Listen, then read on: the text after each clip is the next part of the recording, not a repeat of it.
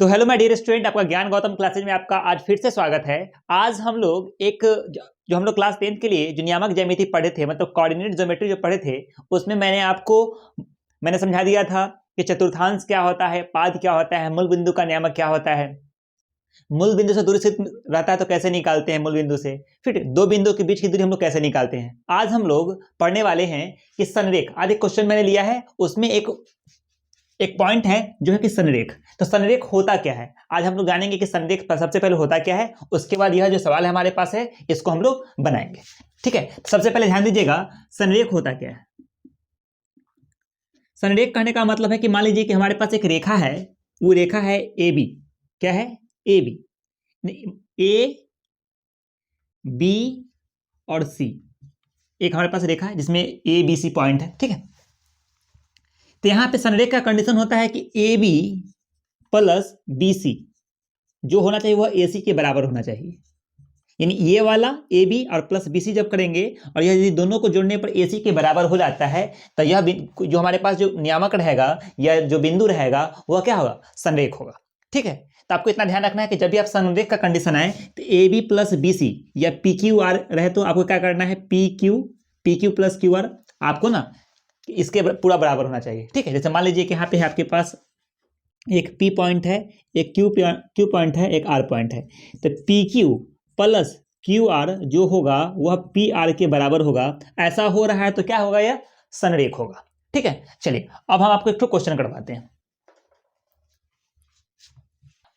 हमारे पास जो सवाल है वो है कि सिद्ध करे कि तीन क्रमागत बिंदु 1, 5, 2, 4 और 3, 3 संरेख है। ठीक है, संरेख है। तो संरेख का आपको कंडीशन मैंने बता दिया है। चलिए, हमारे पास तीन बिंदु है, एक है आपके पास ए, एक है बी और एक हमारे पास है सी। ए का नियामक दे दिया हमारे पास 1 और 5, बी का नियामक दे दिया है हमें 2 और 4 और सी का नियामक दे दिया है आपको 3 और 3। ठीक है, चलिए तो करना कैसे है? सबसे पहले आपको करना क्या है कि ए बी निकालना होगा। क्या निकालना होगा? ए बी निकालना होगा। तो ए बी बराबर क्या हो जाएगा? तो ए बी हम लोग कैसे निकालते थे? दो बिंदु है, दो बिंदु के बीच की दूरी हम लोग कैसे निकालते थे? इसके लिए फॉर्मूला होता था, ठीक है, x1 माइनस x2 का whole square plus y1 minus y2 का होल स्क्वायर। कोई दिक्कत? चलिए आगे बढ़ते हैं। देखिए यहां पे क्या करेंगे, एक में से दो को घटाएंगे क्योंकि ये x1 है, ये x2 है। तो x1 यानी कितना हो जाएगा? 1 माइनस 2 का होल स्क्वायर प्लस 5 माइनस 4 यानी 5 माइनस 4 का होल स्क्वायर। ठीक है, तो क्या हो जाएगा? रूट अंडर 1 का स्क्वायर माइनस 1 का स्क्वायर प्लस फिर यहाँ हो जाएगा 1 का स्क्वायर। तो हो जाएगा आपका 1 प्लस 1 का स्क्वायर 1 हो जाएगा और 1 का स्क्वायर फिर क्या हो जाएगा? 1। तो हो जाएगा आपका रूट अंडर 2। ठीक है, ए भी निकल गया। अब हमें क्या निकालना है? बीसी निकालना है। चलिए ध्यान दीजिएगा, बीसी निकालने के लिए क्या करेंगे, फिर उसी तरह से करेंगे। अब हम फॉर्मूला नहीं लिखेंगे। ठीक है, चलिए 2 में से 3 को घटाना है तो 2 में से 3 को घटाइएगा, 2 माइनस 3 का होल स्क्वायर प्लस 4 माइनस 3 का होल स्क्वायर। यहाँ पे क्या हो जाएगा? 1 का स्क्वायर प्लस 1 का स्क्वायर, ये हो जाएगा आपका कितना? रूट 2 हो जाएगा। डायरेक्ट रूट 2 लिखते हैं। अब हमें निकालना है एसी। तो एसी बराबर क्या हो जाएगा? रूट अंडर 1 माइनस 3, तो 1 माइनस 3 का होल स्क्वायर प्लस 5 माइनस 2 का 5 माइनस 3 का होल स्क्वायर। ठीक है, तो ये हो जाएगा आपका माइनस 2 का होल स्क्वायर, आप प्लस यहाँ पे 2 का होल स्क्वायर, तो हो जाएगा आपका 4 प्लस 4, तो 4 4 को करेंगे क्या? रूट अंडर 8, और 8 का जो होता है रूट क्या निकलता है? 2 रूट 2 होता है।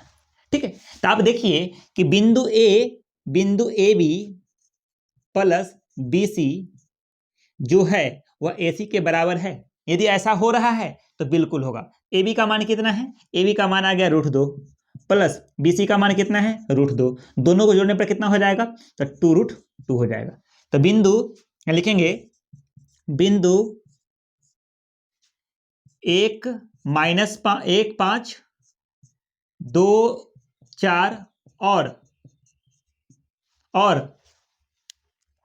और 3 3 क्या है? संरेख है। संरेख है।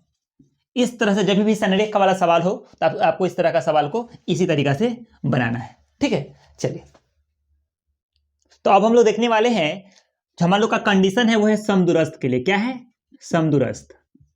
आप लोग के पास हमेशा आता होगा कि समदूरस्थ कैसे निकालना है। देखिए, आपके पास एक पॉइंट ए है और एक पॉइंट आपके पास बी है, और यहां से एक समान दूरी पे एक पॉइंट आपका मान लीजिए कि ओ है, ठीक है। इसका नियामक मान लीजिए आपके पास कुछ दिए हुए हैं, तो हमारे पास यही सवाल है कि एक्स अक्ष पर स्थित उस बिंदु को निकाले जो आपका है कितना, 2 - 5 और -2 और 9 से क्या है, समदूरस्थ है। मतलब कहने का मतलब है कि OA से OB की दूरी, OA बराबर हमको करना होगा OB। यदि OA बराबर OB है, OA बराबर OB करेंगे, और यहाँ क्योंकि आपको पता है समदूरस्थ के लिए A और B दोनों बराबर नहीं हो सकता है, होगा नहीं होगा, तो ऐसे हम लोग को करना है। समदूरस्थ वाला में क्या करते हैं, यहां से यहाँ की दूरी निकालते हैं। चलिए, तो कहता है एक्स अक्ष से, किस अक्ष से, एक्स अक्ष से। चलिए हम फिगर यही रहने देते हैं, आप समझने का प्रयास कीजिएगा। हमारे पास एक नियामक दिया है, वो है आपके पास 2 और -5, और बी के लिए आपका मान लीजिए कि नियामक दे दिया है -2 और 9, ठीक है। और कहता है एक्स अक्ष से, तो एक्स अक्ष से कह रहा है, तो एक्स अक्ष से क्या हो जाएगा, कंडीशन सवाल यही है बिल्कुल, ठीक है।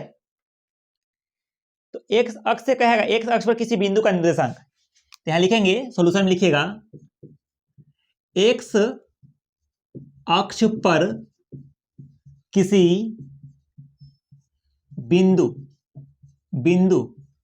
का निर्देशांक, ठीक है। कितना हो जाएगा हमारा, तो हो जाएगा x0 हो जाएगा। क्या हो जाएगा, x0, क्या हो जाएगा, x0 हो जाएगा, ठीक है, निर्देशांक। चलिए, तो यहां के लिए हम इसको क्या मान लेंगे, x और 0। करना क्या है, OA बराबर OB, ठीक है, OA बराबर AB। अब हम इसे क्या करेंगे, दोनों तरफ वर्ग करने पर, ठीक है। सवाल को ध्यान दीजिएगा, जब भी OA बराबर इतना, आपको पता है यदि दो बिंदु होता है तो दो बिंदु के बीच की दूरी निकालना आपको पता है, उसी तरह से हम लोग करेंगे, फिर OAB निकालेंगे, ठीक है। तो क्या है, दोनों तरफ वर्ग करने पर, तो OA का होल स्क्वायर बराबर OB का होल स्क्वायर। यहां ध्यान दीजिएगा, OA मतलब दो बिंदु के बीच की दूरी, तो x - 2 का होल स्क्वायर कर देंगे, प्लस आपका हो जाएगा 0 - -5 का होल स्क्वायर बराबर x - 2, लिखेंगे x - -2 का होल स्क्वायर प्लस 0 - 9, तो 0 - 9 का होल स्क्वायर, ठीक है। चलिए, तो आगे बढ़ते हैं। यहां हो जाएगा a - b का होल स्क्वायर बना देंगे, क्या रहेगा, a स्क्वायर माइनस 2ab मतलब 4x, अब प्लस में 4, यहाँ पे हो जाएगा प्लस, तो 50 क्या हो जाएगा, 25, ठीक है। यहाँ पे हो जाएगा प्लस, तो a square plus 4x plus 4, इसको यदि हम करेंगे तो इतना आएगा, ठीक है। चलिए, यहाँ पे हो जाएगा 9 9 81। अब यहाँ पे ध्यान दीजिएगा, x स्क्वायर से ये वाला x स्क्वायर कट जाएगा, बिल्कुल, ठीक है। ये 4 से ये 4 भी कट जाएगा, हमारे पास बच जाएगा -4x, इधर आएगा तो ये भी माइनस का 4x हो जाएगा। इधर 81 है, 81 में से क्या करेंगे, 25 को माइनस कर देंगे, ये हो जाएगा हमारा -8, ये हो जाएगा हमारा 56, कितना हो जाएगा, 56, तो 8 7 56, 7 मरता तो x वाला क्या हो जाएगा, -7। तो हम लोग का जो नियामक निकलेगा, यानी हम लोग के पास जो वैल्यू होगा, वह अभिष्ट बिंदु जो होगा, लिखेंगे अभिष्ट बिंदु जो होगा वो हो जाएगा -7 और 0, जो हमें इसका निकालना था। तो इसी तरह से हम लोग ना क्या करते हैं, समदूरस्थ होने के कंडीशन में सवाल को बनाते हैं, जो परीक्षा में इस तरह का सवाल आपका बनता है। जब भी इस तरह का सवाल बने तो आपको सवाल को इस तरह से करना है, ठीक है। तो आज के लिए इतना ही, मिलते हैं अगले वीडियो में। जय हिंद।